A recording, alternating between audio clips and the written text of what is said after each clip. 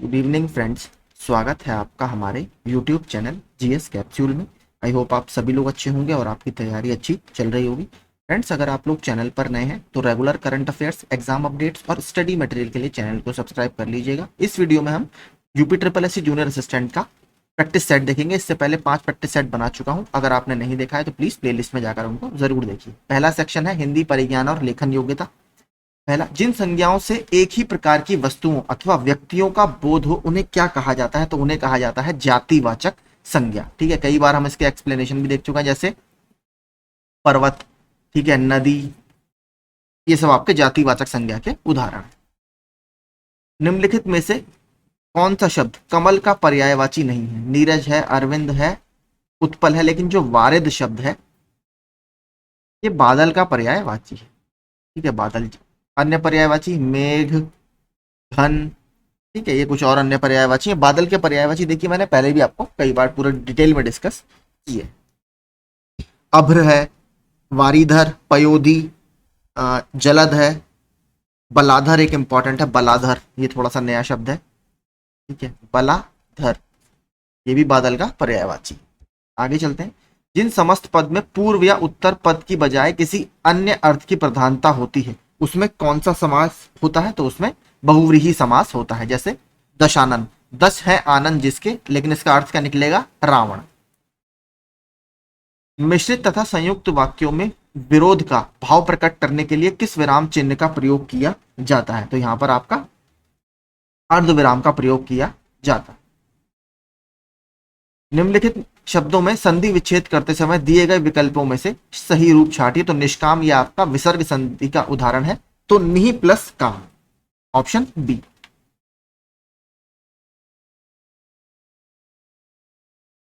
ऐसी कौन सी दो मात्राएं हैं जिनका प्रयोग तो किया जाता है किंतु उनका समावेश स्वर में नहीं किया जाता? तो क्या है? अंगा और आहा। ये भी इंपॉर्टेंट है, आता रहता है प्रश्न। निम्न विकल्पों में से उस विकल्प का चयन कीजिए जो दिए गए वाक्य के अनुसार सही संज्ञा का पदबंध विकल्प है। 4 ताकतवर लोग उस अलमारी को उठा लाएं। तो इसका सही आंसर होगा 4 ताकतवर लोग। ठीक है, क्योंकि हमें उस सही संज्ञा के पदबंध का चयन करना है। निम्नलिखित विकल्पों में से नारी शब्द का बहुवचन कौन सा है? तो इसमें से नारी का बहुवचन क्या होगा? नारी वृंद, इंपॉर्टेंट शब्द है, नारी वृंद, ऑप्शन ए।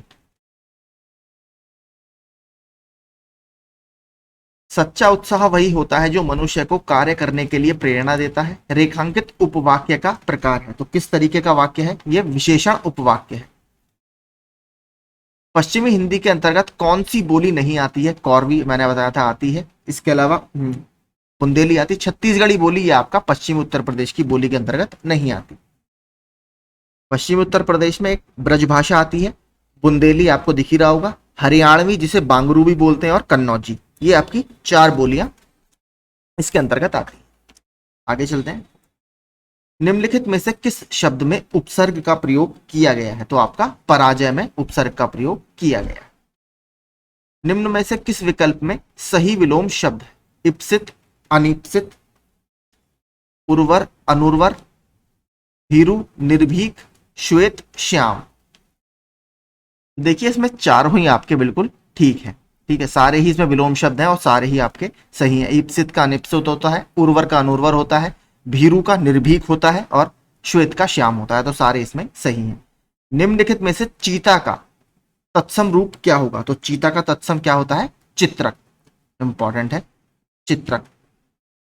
अगला, नीचे दिए गए शब्द युग्म के सही अर्थ भेद का चयन कीजिए। कृत और क्रीत, इसमें से सही इसका अर्थ क्या है? कृत मतलब किया हुआ और क्रीत मतलब खरीदा हुआ। ऑप्शन ए ही आपका यहां पर ठीक है। जिसके हृदय में ममता नहीं है उसे क्या कहा जाता है? उसे कहा जाता है निर्मम। और अकिंचन किसको कहा जाता है? जिसके पास कुछ भी ना हो। ठीक है, उसको अकिंचन बोला जाता है। निर्दय जिसके हृदय में दया ना हो। नियम विरुद्ध कार्य करना अर्थ के अनुकूल मुहावरा है। अगर नियम विरुद्ध आप कार्य करेंगे तो इसके लिए मुहावरा कौन सा सही है? उल्टी गंगा बहाना। मुदित महीपति मंदिर आए, सेवक सचिव सुमंत बुलाए। ये देखिए कई बार पूछा जा चुका है, हमने ये पिछले प्रैक्टिस सेट में भी कवर किया था, चक्षु पब्लिकेशन में। अनुप्रास अलंकार है यहाँ पर। हिंदी में इस्तेमाल होने वाले कई शब्दों का बहुवचन बनाने के लिए प्रायः किस भाषा के प्रत्यय लगाए जाते हैं? तो प्रायः हिंदी भाषा के प्रत्यय उसमें लगाए जाते हैं। राम सेब खाता है, इस वाक्य में क्रिया का कौन सा प्रकार है? कई बार हम कर चुके हैं सकर्मक अकर्मक क्रिया, तो इसमें सकर्मक आपका क्रिया है। निम्नलिखित में से विशेष्य एवं विशेषण की दृष्टि से एक युग्म गलत है। तो आसक्ति से बना आसक्त, आकर्षण से आकृष्ट, ईर्ष्या, उपेक्षा, क्रोध का क्रुद्ध। अब इसमें से पूछा है आपसे गलत कौन सा है? तो ऑप्शन सी जो है ईर्ष्या से आपका बनेगा ईर्ष्यालु। ठीक है, ईर्ष्यालु, उपेक्षा नहीं बनेगा, उपेक्षा से बनेगा आपका उपेक्षित। ठीक है, तो बाकी तीन जो है आपके ये इसमें सही है। आगे चलते हैं। अगला, निम्नलिखित में से कौन सा वाक्य शुद्ध है? यह आपकी अनाधिकार, अनाधिकार शब्द ही गलत है, यह आपकी अनधिकार की चेष्टा, अनधिकार चेष्टा है, यही आपका सबसे ठीक है। अनधिकार ही शब्द सही होता है, वर्तनी में काफी आता है।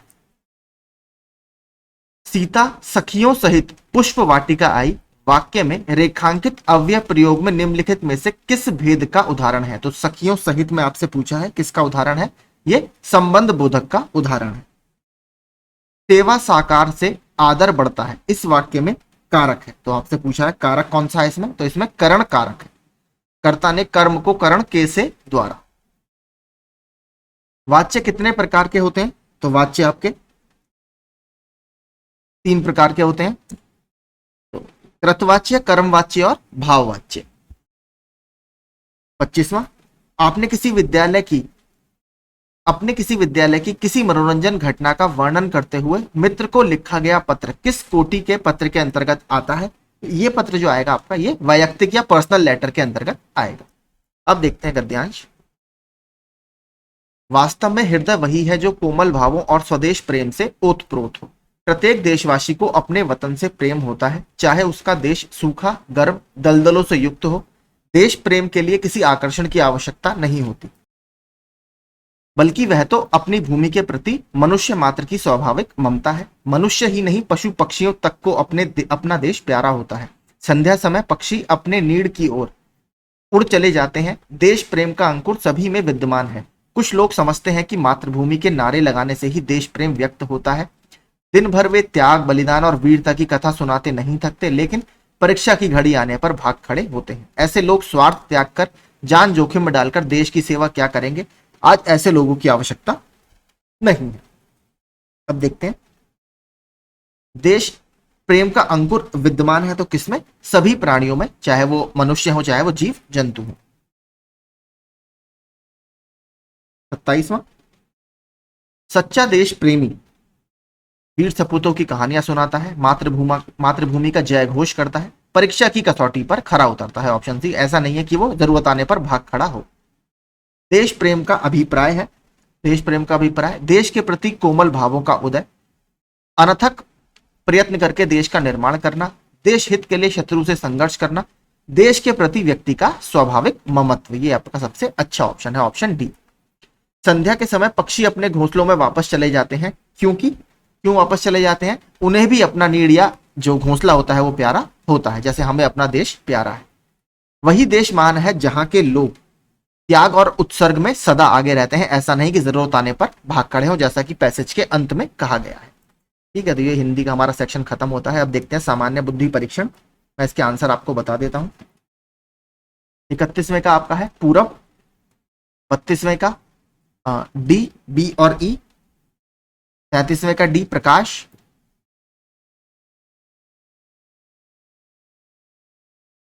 34वें का बी।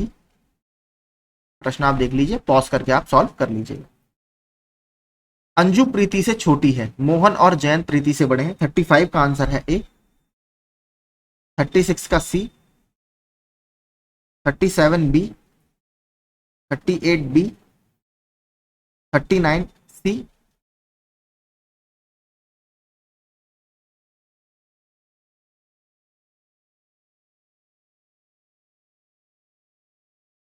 माफ कीजिए 38 का बी है, ये सी 39 का है, मैंने इसमें मार्क कर दिया। 39 का सी, 40 का, डी ना तो निष्कर्षक और ना ही दो अनुसरण करता है। 41 ए, 42 इसमें कितने समकोण त्रिभुज है ये आपसे पूछा है। बी 4, 43वां देखते हैं। 43वां आपका है ऑप्शन डी क्लिफ। 44वां बी 512 7, 45वां डी दो। दो आकृति जो है आपकी ये वाली, ये आपका सही आंसर है। इसमें आपको डाउट हो कमेंट बॉक्स में कमेंट कर दीजिएगा। एक सर का कमेंट आया हुआ था, क्वेश्चन 3 उन्होंने किसी का मेरे से चेक करने के लिए बोला है, अभी मुझे समय नहीं मिल पाया, उसको मैं देख लूंगा पूरा, आप चिंता मत कीजिए, होगा तो मैं रिप्लाई कर दूंगा। अब देखते हैं सामान्य जानकारी। इसमें से कौन सी फसल खरीफ फसलों का उदाहरण है? तो आपको पता होगा रबी, खरीफ और जायद 3 फसलें होती हैं। खरीफ फसलें देखिए वो होती हैं जिनको हम मॉनसून की स्टार्टिंग में या मॉनसून की स्टार्टिंग से थोड़ा पहले जून के अंत में बोते हैं, क्योंकि इन फसलों को बढ़ोतरी के समय या ग्रोथ के समय पानी की ज्यादा आवश्यकता होती है। सबसे अच्छा खरीफ का एग्जाम्पल है आपका राइस या चावल। अब इसमें से आपसे पूछा है, गेहूं तो बिल्कुल नहीं है, गेहूं आपकी रबी की फसल है, ठीक है। रबी की फसलें वो होती हैं जिसको थोड़ा ग्रोथ के समय ठंडा तापमान चाहिए होता है, तो ये आपका अक्टूबर नवंबर के समय उगाई जाती है। तो इसमें जो सबसे अच्छा एग्जाम्पल है वो है कपास। कॉटन जो है आपका, ये आपका एक खरीफ फसल है। इसके अलावा कुछ अन्य खरीफ फसलें, चावल मैंने आपको बता दिया। एक और बहुत पूछता है मक्का, मक्का की जो फसल है ये भी आपकी खरीफ की फसल है। इसके अलावा ज्वार, बाजरा, तिल, तिल जिससे तेल वगैरह निकालते हैं, तिल का तेल, राई, ठीक है, मूंग, दालें जो है उड़द, जूट, और एक और बहुत इंपॉर्टेंट है, बल्कि दो बहुत इंपॉर्टेंट है, गन्ना और तंबाकू, ठीक है, तंबाकू भी बहुत पूछता है। ये सारी आपकी खरीफ की कुछ फसलें हैं। आगे चलते हैं। मोहिनीअट्टम शास्त्रीय नृत्य किस राज्य से संबंधित है? तो मोहिनीअट्टम देखिए मैंने पहले भी कवर किया था। भारत में टोटल 8 क्लासिकल डांस हैं। सबसे इंपॉर्टेंट देखिए, अगर इसमें आपको मैं बताऊं, मोहिनीअट्टम, मोहिनीअट्टम आपका केरल का है। केरल के 2 डांस हैं, एक मोहिनीअट्टम हो गया, दूसरा है आपका कथकली, ठीक है, कथकली, ये 2 केरल के हो गए। बात करें अगर तमिलनाडु की, तमिलनाडु का जो डांस है उसे माना जाता है सबसे पुराना क्लासिकल डांस है, जिसका नाम है भरतनाट्यम। इसके अलावा आंध्र प्रदेश का कुचिपुड़ी है, उड़ीसा का ओडिसी है, उत्तर प्रदेश का एकमात्र शास्त्रीय नृत्य है कथक, ठीक है, ठीक है, कथक। एक चीज देखिए मैं बता दूं आपको, एक कथक का इंस्टीट्यूट है उत्तर प्रदेश में, जो है राष्ट्रीय कथक संस्थान या नेशनल कथक इंस्टीट्यूट, और इसकी स्थापना लखनऊ में की गई है। यह प्रश्न अभी मैं देख रहा था किसी एग्जाम में पूछा गया है, मुझे एग्जाम याद नहीं है, यह पूछा था किस साल इसकी स्थापना की गई है। तो 1989 में राष्ट्रीय कथक इंस्टीट्यूट की स्थापना लखनऊ में की गई है। यह भी याद रखिएगा, बहुत इंपॉर्टेंट है, इसलिए मैंने आपको बता दिया। और इसके अलावा असम का एक बहुत इंपॉर्टेंट डांस है सत्रिया, और मणिपुर का आपको पता होगा मणिपुरी है। तो ये टोटल 8 क्लासिकल डांस है। निम्नलिखित में से कौन सी जनजाति नीलगिरी पहाड़ियों में नहीं पाई जाती? तो नीलगिरी पहाड़ियों में इसमें से कौन सी जनजाति है? क्योंकि आपको पता है साउथ इंडिया की जनजाति लगातार पूछता रहता है। तो टोडा तो देखिए बहुत इंपॉर्टेंट है, शोला फॉरेस्ट जो होते हैं वहां पर आपको टोडा जनजाति ही देखने के लिए मिलेगी। तो जो मोघ जनजाति है ये आपको साउथ इंडिया में, मतलब नीलगिरी की पहाड़ियों में देखने के लिए नहीं मिलती। तो ये जो मोघ जनजाति है, इंग्लिश में इसको MOG लिखा जाता है, मोघ आपको मिलेगी त्रिपुरा में, ठीक है, त्रिपुरा में आपको जनजाति देखने के लिए मिलेगी भारतीय राज्य। आगे चलते हैं। हाल ही में लॉन्च वैकल्पिक ऑटो ईंधन इथेनॉल 100 किसने विकसित किया है? तो इंडियन ऑयल कॉर्पोरेशन लिमिटेड के द्वारा इसको विकसित किया गया है। उत्तर प्रदेश में एक रिफाइनरी है, कहां पर? मथुरा में। उत्तर प्रदेश की एकमात्र ऑयल रिफाइनरी है, यह भी इंडियन ऑयल द्वारा ही डेवलप की गई है। तो मथुरा में जो रिफाइनरी है वो इंडियन ऑयल की है। हाल ही में विश्व उपभोक्ता अधिकार दिवस 2024 कब मनाया गया है? तो वर्ल्ड कंज्यूमर राइट्स डे की यहां पर बात हो रही है। कब मनाया जाता है? ये 15 मार्च, ठीक है, 15 मार्च को मनाया जाता है। और बात करें देखिए अगर राष्ट्रीय उपभोक्ता अधिकार दिवस, ये विश्व है, राष्ट्रीय उपभोक्ता अधिकार दिवस प्रतिवर्ष 24 दिसंबर को मनाया जाता है, क्योंकि 24 दिसंबर को ही जो हमारा कंज्यूमर प्रोटेक्शन एक्ट है, कंज्यूमर प्रोटेक्शन एक्ट 1986 में लागू किया गया था या अस्तित्व में आया था। तो उपभोक्ता संरक्षण अधिनियम 1986 24 दिसंबर को अपनाया गया था या लागू हुआ था। उसी दिन हम राष्ट्रीय उपभोक्ता अधिकार दिवस मनाते हैं और विश्व उपभोक्ता अधिकार दिवस 15 मार्च को मनाया जाता है। और इस बार ये मनाया जा चुका है। इस बार इसकी थीम क्या रही, हो सकता है हमसे पूछ ले। तो इस बार इसकी जो थीम है वो आर्टिफिशियल इंटेलिजेंस के ऊपर है और इस बार थीम रही fair and responsible AI for consumers. ठीक है, fair and responsible artificial intelligence AI for consumers, ये इस बार इसकी थीम थी। आगे चलते हैं। हाल ही में केंद्र सरकार ने इलेक्ट्रिक वाहनों को बढ़ावा देने के लिए कौन सी योजना शुरू की है? तो आपका ई मोबिलिटी योजना है, इलेक्ट्रिकल या इलेक्ट्रिक मोबिलिटी योजना।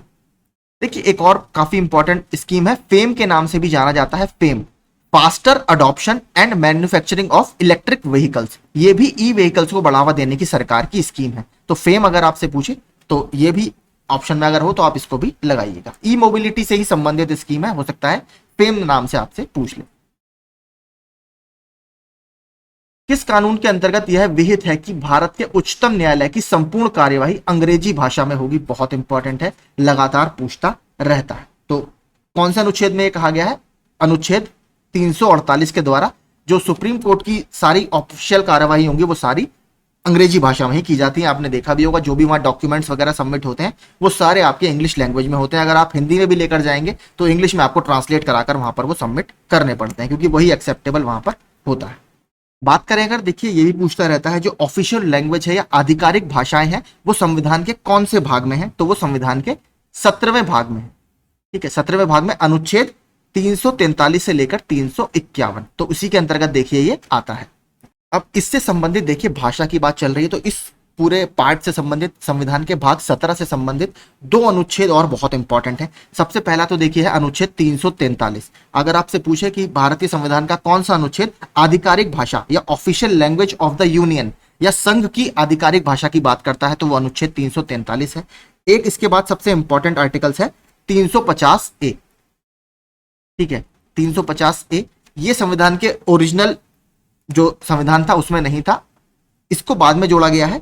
7th कॉन्स्टिट्यूशनल अमेंडमेंट एक्ट या 7वें संविधान संशोधन अधिनियम के द्वारा इसको जोड़ा गया है। इसमें यह कहा गया है कि जो प्राइमरी स्टेज होती है आपकी उसमें आप मदर टंग में यानी मातृभाषा में बच्चे को इंस्ट्रक्शन देंगे या सिखाने के लिए कोशिश करेंगे या उसकी फैसिलिटीज डेवलप करेंगे। तो अगर आपसे पूछे कि प्राइमरी स्टेज में बच्चे को मातृभाषा के लिए सिखाने के लिए कौन सा आर्टिकल है तो वो 350 ए है। इसके बाद एक और इंपॉर्टेंट है 350 बी।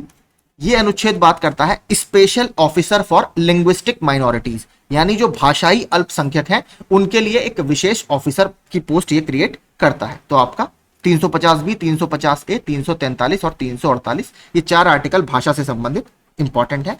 भाग जरूर याद रखिएगा, भाग है 17। और एक चीज और पूछ लेता है भाषाओं से, आपको पता होगा कि जो हमारे संविधान में वर्तमान में 22 भाषाएं संविधान के द्वारा रिकॉग्नाइज की गई हैं। ये कौन से शेड्यूल में है, कौन सी अनुसूची में है? तो 8वीं अनुसूची में आपकी 22 भाषाएं हैं। ठीक है, शुरू में आपको पता होगा सबसे पहले 14 भाषाएं थी, बाद में 15वीं भाषा जोड़ी गई जो थी सिंधी, ये 1967 में जोड़ी गई 21वें संविधान संशोधन के द्वारा। इसके बाद 3 और भाषाएं जोड़ी गई जिसके बाद भाषाओं की संख्या हो गई थी 18, वो थी कोंकणी, मैनपुरी और नेपाली। ये 71वें संविधान संशोधन के द्वारा 1992 में जोड़ी गई। फिर हमारे यहाँ 4 और भाषाएं जोड़ी गई 2003 में 92वें संविधान संशोधन अधिनियम से, बोडो, डोंगरी, मैथिली और सांथली। तो टोटल अब वर्तमान में 22 हमारे यहाँ लैंग्वेज है। अगर आपसे पूछे ओरिजिनल संविधान में कितनी थी तो ओरिजिनल संविधान में 14 आधिकारिक भाषाएं थी या ऑफिशियल लैंग्वेजेस थी। आगे चलते हैं, साइंस का प्रश्न देखते हैं। अमीटर, अमीटर नापता है आपका इलेक्ट्रिक करंट या वैद्युत धारा। वैद्युत धारा का मात्रक भी पूछ लेता है, क्या होता है? एम्पियर। हाइग्रोमीटर, हाइग्रोमीटर नापता है रिलेटिव ह्यूमिडिटी या सापेक्षिक आर्द्रता। स्प्रिंग तुला और बैरोमीटर, बैरोमीटर नापता है आपका एयर प्रेशर, दाब, और स्प्रिंग तुला नापती है आपका वेट या भार। तो इसको मिला लीजिए आप, 53 का होगा बी। और एक और पूछता रहता है वो भी बता देता हूं, एनेमोमीटर। ठीक है, एनीमोमीटर या एनेमोमीटर, ये आपका वायु की वेलोसिटी या वेग नापता है। ठीक है, इसको भी याद रखिएगा।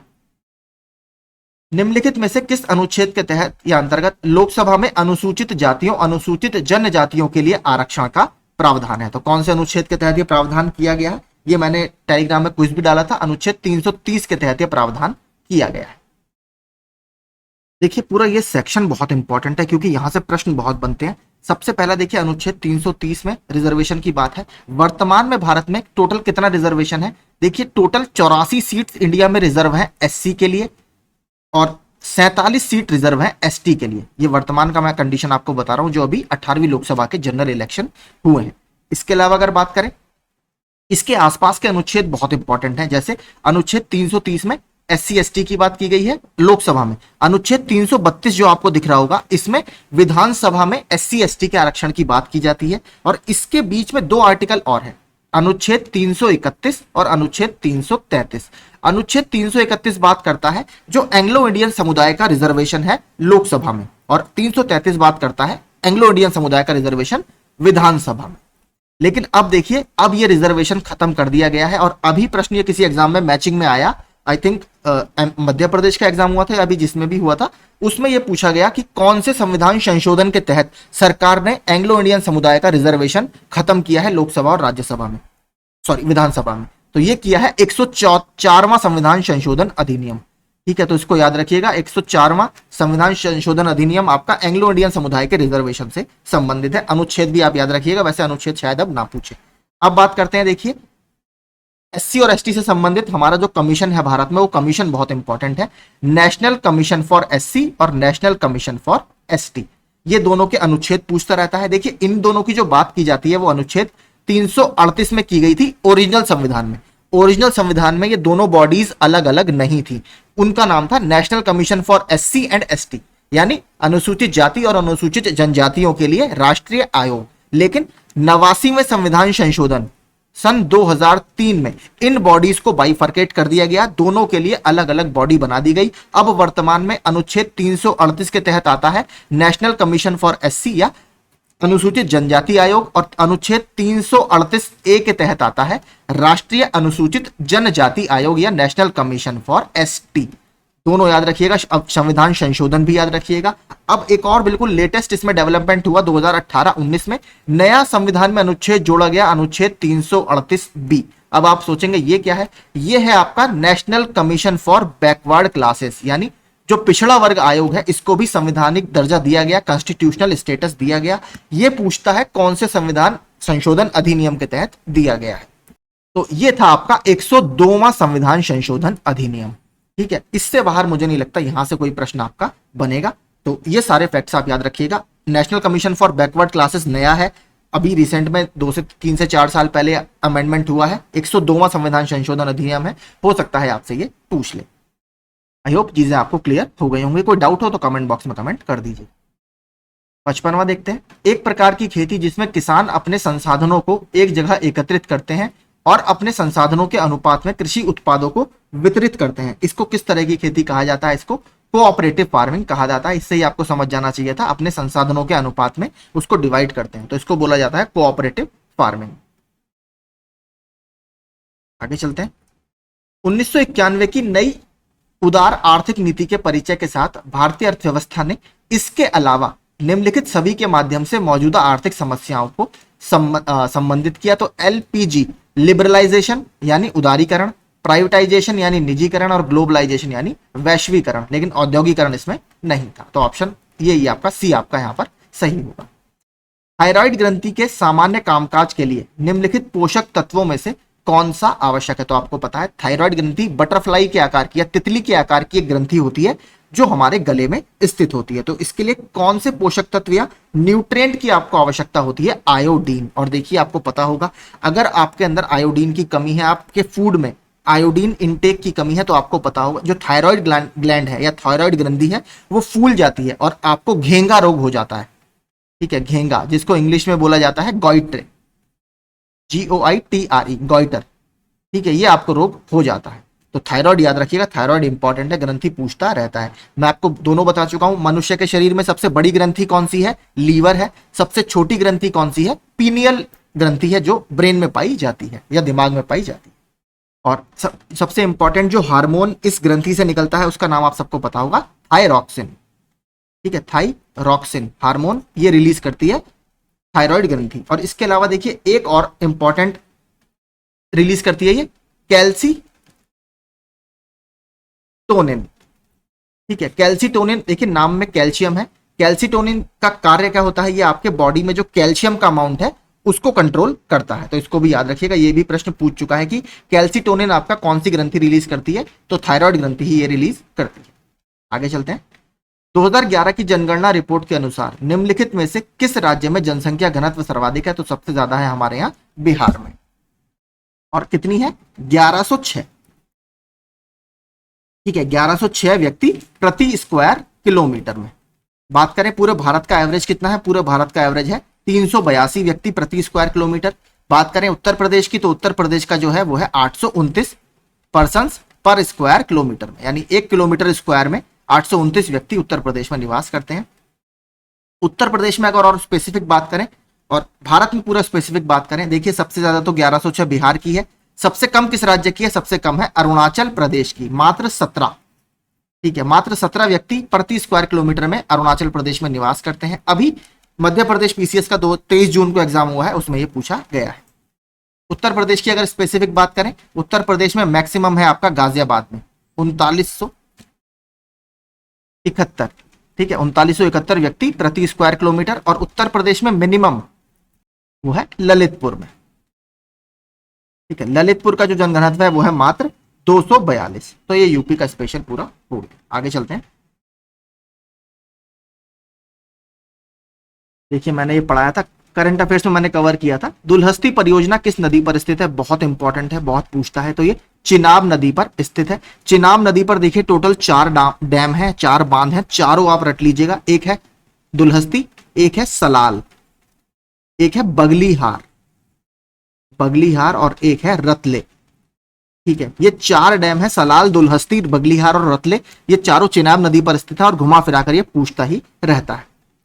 सबसे पहले तो एक देखिए चिनाब से प्रश्न क्या बनता है, नदियों से प्रश्न बनता है ज्यादातर वैदिक नदियों से। आपने देखा होगा इतिहास का, अगर आपने प्रीवियस ईयर के क्वेश्चन सॉल्व किए हो उसमें ज्यादातर ये पूछ लेता है कि वेद में या ऋग्वेद में इस नदी को क्या कहा जाता था, तो चिनाब नदी को अस्किनी कहा जाता था। ठीक है, अस्किनी, ये मैचिंग में आता है। आपको झेलम, चिनाब, रावी, ब्यास, सतलुज दे देगा और एक तरफ वैदिक नाम जो थे उनके या वेदों में जो उनका नाम था वो दे देगा, आपको मिलाने पड़ते हैं। तो अस्किनी आप याद रखिएगा। और देखिए ये 2 स्ट्रीम से मिलकर बनी होती है, 2 धारा निकलती हैं, चंद्र और भागा, हिमाचल प्रदेश के लाहौल स्पीति के पास से। ये दोनों मिलकर आपका चिनाब नदी का निर्माण करती हैं। तो इसको आप याद रखिएगा। आगे चलते हैं। भारत सरकार अधिनियम 1935 के प्रावधानों में ब्रिटिश सरकार को अंतिम अधिकार का एक उदाहरण कौन सा था, तो इसको अंतिम अधिकार कौन सा दिया गया था ये हमको इसमें बताना है, जिसमें ब्रिटिश लोगों का जो राइट था वो फाइनल होता था। तो प्रांतीय सरकारों पर गवर्नर के लिए विशेष शक्तियां जो थी, ये इनका अंतिम राइट था। अब देखते हैं युद्ध एक तरफ और साल बताना है। पानीपत का प्रथम युद्ध आपका 1526 इब्राहिम लोदी और बाबर के बीच में। प्लासी का युद्ध 1757। हल्दी घाटी का युद्ध 1576। अकबर ने मानसिंह को भेजा था और किसके बीच में, जो मेवाड़ के राजा थे महाराणा प्रताप, उनके बीच में। Battle of Talikota 1565। इसी के बाद कहा जाता है कि विजयनगर साम्राज्य का यहां पर पतन हो जाता है। और बैटल ऑफ तालीकोटा का एक नाम और है राक्षस टंगड़ी। ठीक है, अगर पूछे बैटल ऑफ राक्षस टंगड़ी या राक्षस टंगड़ी की लड़ाई कहां पर हुई थी, तो वो तालीकोटा में ही हुई है, या इसका ही दूसरा नाम है। तो ये 1565 में हुआ था। विजयनगर साम्राज्य का यहां से पतन शुरू हो गया था। तो इसको मिला लीजिए आप, ए आपका यहां पर सही होगा। निम्नलिखित में से कौन सा पर्वतीय दर्रा उत्तराखंड में स्थित नहीं है, तो लिपुलेख उत्तराखंड में है। ठीक है, नीति दर्रा ये भी उत्तराखंड में है, मुलिंगला भी उत्तराखंड में। शिपकिला दर्रा आपका हिमाचल प्रदेश में स्थित है। और शिपकिला दर्रा वही है जहां से सतलुज नदी भारत में प्रवेश करती है। तो शिपकिला आपका हिमाचल प्रदेश में, यही सही आंसर होगा। भारतीय संविधान में संघवाद निम्नलिखित में से किस देश से लिया गया है, तो जो फेडरेशन का कॉन्सेप्ट है हमने कहां से लिया है, संघवाद लिया है हमने कनाडा के कॉन्स्टिट्यूशन से। इसके अलावा हमने देखिए कनाडा से और भी चीजें ली हैं, वो भी मैं आपको बता देता हूं, जरूरी नहीं हमसे यही पूछे। सबसे पहला जो इंपॉर्टेंट प्रश्न है वो पूछता है अवशिष्ट शक्तियों से। देखिए अवशिष्ट शक्तियां वो होती हैं जो तीनों लिस्ट में, जो हमारे संविधान की 7वीं अनुसूची में 3 लिस्ट हैं, केंद्र संघ सूची, राज्य सूची और संवर्ती सूची, उसमें से किसी में भी मेंशन नहीं होती। उसके ऊपर जो कानून बनाने का अधिकार है किसे है, वो संसद को है। तो ये जो प्रोविजन हमने लिया है ये हमने कनाडा के संविधान से ही लिया है। इसके अलावा जो राज्यों का गवर्नर आपने देखा होगा केंद्र सरकार द्वारा एक तरह से अपॉइंट किया जाता है, प्रेसिडेंट अपॉइंट करता है लेकिन केंद्र सरकार की सहमति के बाद। तो ये जो प्रोविजन हमने लिया है कि राज्यों के गवर्नर को केंद्र सरकार अपॉइंट करेगी, ये कनाडा के संविधान से ही लिया गया है। ठीक है, तो ये दो इंपॉर्टेंट आप याद रखिएगा, रेजिडुअरी पावर वाला और जो गवर्नर वाला कॉन्सेप्ट है, ये कनाडा के संविधान से लिया है। आगे चलते हैं। निम्नलिखित में से किस सेना की ताकत छापामार या गुरिल्ला रणनीति थी? तो गुरिल्ला आपको पता होगा, जो महाराष्ट्र का एरिया है पूरा वो घने जंगलों से घिरा हुआ था, तो छत्रपति शिवाजी यानी मराठा लोग इसका काफी अच्छा प्रयोग किया करते थे, गुरिल्ला टेक्निक का। प्राकृतिक गैस का मुख्य तत्व क्या है? तो मेथेन इसका मुख्य तत्व है, मेन एलिमेंट। अब देखते हैं कंप्यूटर के प्रश्न। 66 निम्नलिखित में से किसका मतलब रन टाइम पर संदेश संलग्न करना है? तो ये आपका डायनामिक बाइंडिंग का। अगला तो सिंपल है, कंप्यूटर कीबोर्ड में पेस्ट कमांड के लिए निम्नलिखित में से कौन सा शॉर्टकट है? तो कॉपी के लिए सी है, पेस्ट के लिए कंट्रोल+V। निम्नलिखित में कौन सा पैराग्राफ फॉर्मेटिंग है? तो इसमें से कौन सा पैराग्राफ फॉर्मेटिंग है? अलाइनमेंट। कंट्रोल J करके आप अलाइन कर सकते हो, जस्टिफाई कर सकते हो टेक्स्ट को। एक्सेल में सभी फॉर्मूला निम्नलिखित के साथ शुरू होते हैं, तो किसके साथ शुरू होते हैं? बराबर के चिन्ह के साथ। इस तरीके के बाद आप पूरा फॉर्मूला जो भी आपको लिखना होता है आप लिखते हैं। 70 बाइनरी संख्या इसका दशमलव समतुल्य क्या होगा? तो वही आप 2 की पावर 0, 2 की पावर 1 इस तरीके से इस तरफ लिखते चले जाइए, बाद में सबको ऐड कर दीजिए। तो इसमें जो आपका आंसर निकल कर आएगा वो 1807 आएगा। मैंने पहले सॉल्व किया था जिसमें 11 वाला हमने एक सॉल्व किया था। बुकमार्क का प्रयोग MS वर्ड में किया जाता है, तो बुकमार्क का प्रयोग MS वर्ड में किसके लिए किया जाएगा? भविष्य में उल्लेख के लिए डॉक्यूमेंट में एक विशिष्ट स्थान या टेक्स्ट की पहचान करने के लिए। रे टॉमिल्सन को किसका श्रेय दिया जाता है? तो रे टॉमिल्सन किसके लिए फेमस है? दुनिया का सबसे पहला ईमेल भेजने के लिए। संक्षिप्त मान URL का अर्थ क्या है? तो uniform resource locator, option B. किसी कंप्यूटर की परमानेंट मेमोरी क्या कहलाती है? तो टेम्परेरी और परमानेंट दो मेमोरी होती है। परमानेंट मेमोरी कहलाती है रोम या रीड ओनली मेमोरी। निम्नलिखित में से कौन सा कार्य किसी कंप्यूटर के CPU द्वारा निष्पादित नहीं किया जाता? तो निर्देशों की व्याख्या करना ये CPU के द्वारा निर्देशित नहीं किया जाता है, निष्पादित नहीं किया जाता। भारत में निर्मित प्रथम सुपर कंप्यूटर को क्या नाम दिया गया था? तो परम 8000 या परम 8000, ऑप्शन ए। और भाटकर सर ने BH80 भाटकर सर ने इसको डेवलप किया था, यह उनका काफी बड़ा रोल था। निम्नलिखित में से किस व्यक्ति को कंप्यूटिंग के जनक के रूप में जाना जाता है? तो चार्ल्स बेबेज को। किस प्रकार के मॉडेम्स में क्लॉक रिकवरी सर्किट होते हैं? तो इनमें से कौन से तरीके के मॉडेम में, मॉडेम की फुल फॉर्म भी पूछ लेता है, मॉड्यूलेटर, डीमॉड्यूलेटर, और किस तरीके के मॉडेम में होते हैं? सिंक्रोनस मॉडेम में आपको क्लॉक रिकवरी सर्किट्स देखने के लिए मिले। निम्न में से कौन सा समूह MS एक्सेल के इंसर्ट में मौजूद नहीं है? तो MS एक्सेल जब आप चलाएंगे वहां पर इंसर्ट टैब जो खोलते हैं उसमें क्या आपको नहीं दिखेगा? अनुच्छेद या आर्टिकल। ईमेल प्राप्त करने के लिए कौन सा प्रोटोकॉल उपयोग में आता है? तो इसके लिए आता है POP3, पोस्ट ऑफिस प्रोटोकॉल 3। अब देखते हैं यूपी स्पेशल के प्रश्न। उत्तर प्रदेश में डॉक्टर भीमराव अंबेडकर विश्वविद्यालय, जिसे मूल रूप में आगरा विश्वविद्यालय के नाम से जाना जाता था, इसकी नींव कौन से साल में रखी गई थी? तो इसकी नींव 1927 में रखी गई थी। अब देखिए ये ईयर वाले प्रश्न बहुत पूछने लगा है कमीशन। निम्नलिखित में कौन सही सुमेलित नहीं है? स्कूटर इंडिया लिमिटेड लखनऊ, ठीक है। मॉडर्न बेकरीज कानपुर, ठीक है। सीमेंट कारखाना देखिए बरेली में नहीं है, और फर्टिलाइजर कारखाना ये बिल्कुल ठीक है। तो उत्तर प्रदेश के डाला और चुर्क वगैरह में आपको सीमेंट बनाने के कारखाने मिलेंगे, ठीक है। तो ये आपको यहां पर देखने के लिए नहीं मिलता। अमेठी वगैरह में भी सीमेंट प्लांट है आपके, ठीक है, ये आपका सही होगा, बरेली में ये नहीं। उत्तर प्रदेश में पहला तैरता सौर ऊर्जा संयंत्र निम्नलिखित में से किस बांध पर बना है? तो किस बांध पर बना है? रिहंद घाटी परियोजना रिहंद बांध पर बना है। अवध की रियासत से उस प्रसिद्ध योद्धा बेगम का नाम क्या है जिन्होंने 1857 के विद्रोह में अंग्रेजों के साथ होने वाली लड़ाई में भाग लिया था? बेगम हजरत महल, जो अवध के अंतिम नवाब थे, नवाब वाजिद अली शाह, उनकी ये वाइफ थी और या बेगम थी। आपको पता होगा डॉक्ट्रिन ऑफ लैप्स आई थी, हड़प नीति आई थी या विलय की नीति आई थी लॉर्ड डलहौजी की, उसमें अवध को डॉक्ट्रिन ऑफ मिस गवर्नेंस या कुशासन के आधार पर मिला लिया गया था, जिससे ये काफी नाराज थी। उत्तर प्रदेश महिलाओं से संबंधित पहली पत्रिका डैश 1874 में प्रकाशित करने का भी श्रेय दिया जाता है, जिसके संपादक भारतेंदु हरिश्चंद्र जी थे। तो क्या था इसका नाम? बाल बोधिनी, ऑप्शन बी। अगला, उत्तर प्रदेश में कुटुंब न्यायालय निम्नलिखित में से किस विषय से संबंधित सुनवाई नहीं करता है?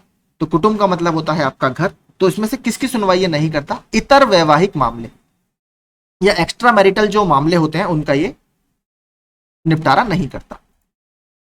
निम्नलिखित जिलों का भौगोलिक क्षेत्रफल की दृष्टि से आरोही क्रम है, आरोही मतलब चढ़ते क्रम में, छोटा पहले बड़ा बाद।